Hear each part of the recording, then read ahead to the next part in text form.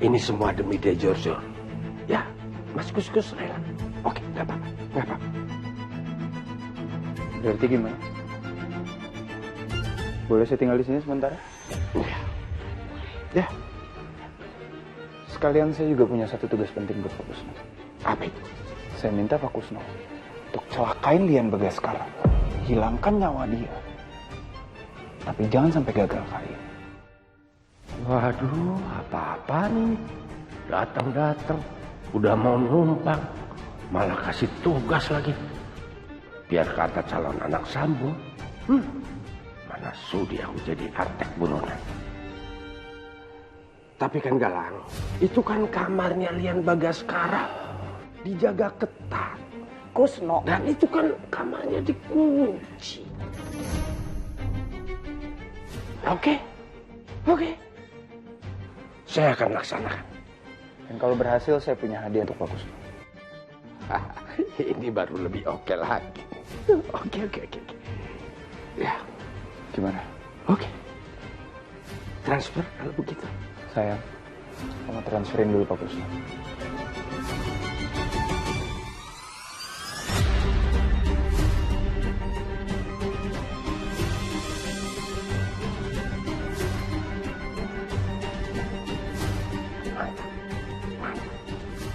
Siap laksana. Ya udah, kalau begitu, Galang, kamu pasti lelah, butuh istirahat dan pasti kelaparan kan? Hilda juga bisa barengan aja sama kamu ya Galang. Di dalam sana ada makanan. Ya, kalian makan aja dulu. Ya, makan. Istirahat, mandi. Ya. Ayo udah.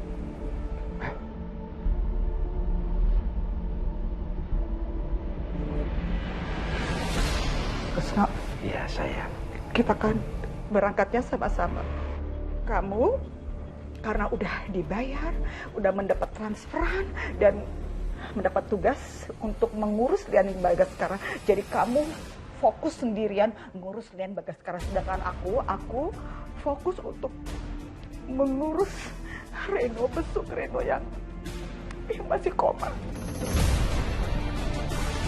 Ada apa lagi sih? Tapi kan setelah De Giorgio nengokin anak sambung, Reno. Bisa dong bantu-bantu Mas Kuskus ngawasin, memantau keadaan di luar. Iya dong. Bisa dong. Kita lihat nanti aja ya Kusno ya. Yang penting sekarang kita pergi ke rumah sakit. Aku udah mau cepet-cepet besuk Reno.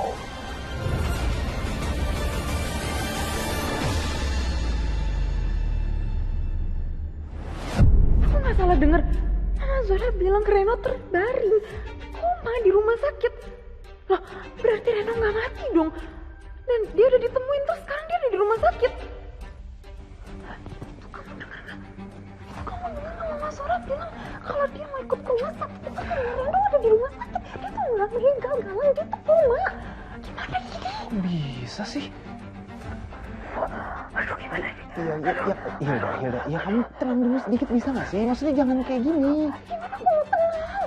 Tuh ini gimana? Galang ini gimana? Kamu masih sadar tuh dia ngomong parah. Kok ternyata itu semua gara-gara aku gimana? Nanti aku bisa dihukum mati. Aku nggak mau ditangkap polisi, aku nggak mau dipenjara. Aku mau hidup ini bahasa ini Galang. Aduh. Terpaksa aku harus nenangin dia lagi. Daripada nanti dia panic attack terus buka mulut lagi. Yaudah. Hilda, sayang. Kamu ikutin aku ya. Kamu tenang dulu. Tarik napas. Buang. Tarik napas. Buang. Tenang. Aku mau tenang, gimana? Iya tenang. Pakai tarik napas. Buang. Sabar, aku mikir. Tapi kamu tenangin dulu. Tarik napas. Buang. Mas, kamu marah ya? Mas, jangan diem aja dong, Mas.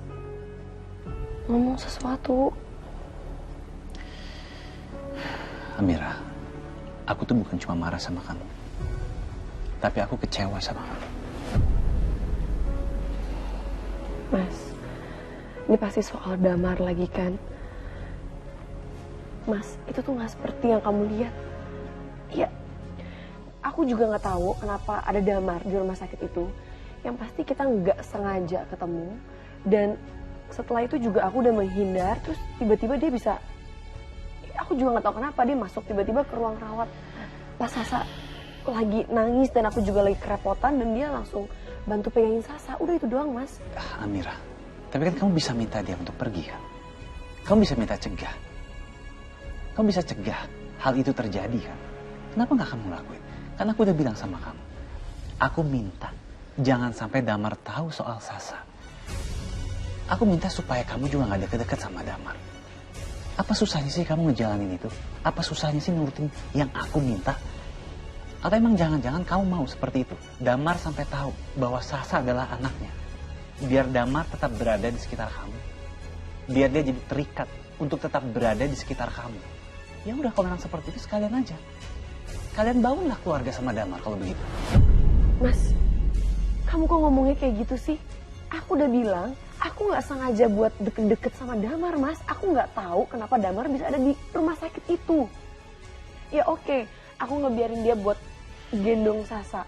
Tapi di saat itu aku ngerasa Sasa bener-bener rewel banget. Pas dia tiba-tiba digendong sama Damar, dia langsung anteng, Mas. Ya, aku ngerasa nggak tega aja. Karena kan biar gimana pun juga, mungkin ada ikatan batin di antara mereka, Mas. Apalagi Damar kan emang ayahnya Sasa. Ayah kandung Sasa, Mas. Terus maksud kamu ngomong gitu apa? Tapi kan kita juga udah sepakat kan? Kita nggak mau kasih tahu hal ini ke Damar kan? Terus kok kamu malah ngomong kayak gini? Kamu belain Damar? Enggak, bukan aku Ya terus belain apa? Damar. Kenapa kamu ngomong kayak begitu? Ya aku cuma... Ya, seakan-akan kamu memang mencari celah untuk supaya Damar tahu kalau Sasa itu anaknya. Aku nggak ngerti sama kamu. Aku nggak ngerti jalan pikiran kamu. Mas, kamu salah paham.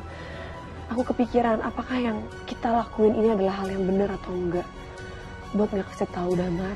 Dan membuat seakan-akan Sasa jauh dari ayahnya. Amira, kalau kamu terus-terusan seperti ini, kamu biarkan keberadaan Damar dekat-dekat sama Sasa, nantinya aku akan kehilangan Sasa. Mungkin bukan cuma Sasa, mungkin aku juga bisa kehilangan kamu kan. Kita kan gak ada yang tahu. Dan kamu mau hal itu terjadi? Atau memang itu udah menjadi agenda kamu seperti itu? Aku gak ngerti sama pikiran kamu. Mas kamu mau kemana? Mas?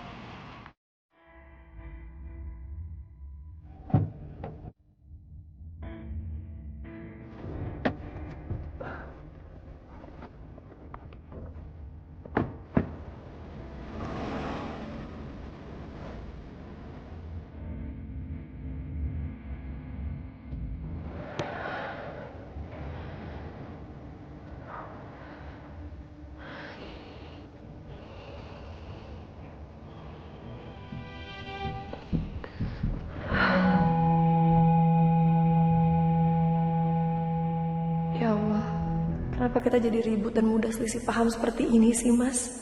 Bahkan kamu menutup kuping seperti ini. Sama sekali nggak mau dengerin penjelasan aku. Assalamualaikum. Assalamualaikum.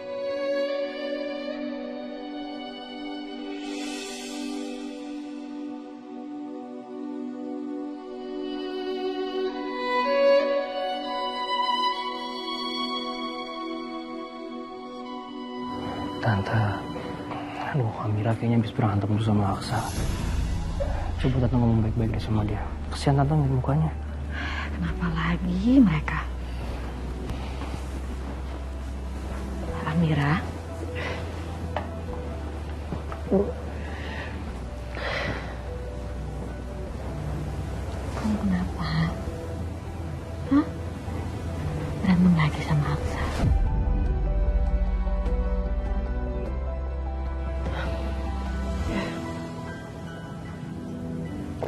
Sebenarnya tadinya aku nggak mau sampai cerita kayak gini, apalagi ke Bu Yuni dan Mas Zaki. Tapi ya karena kalian udah kayak keluarga, mungkin aku harus cerita juga. Mas Aksa, lagi-lagi Mas Aksa tuh salah paham sama Damar.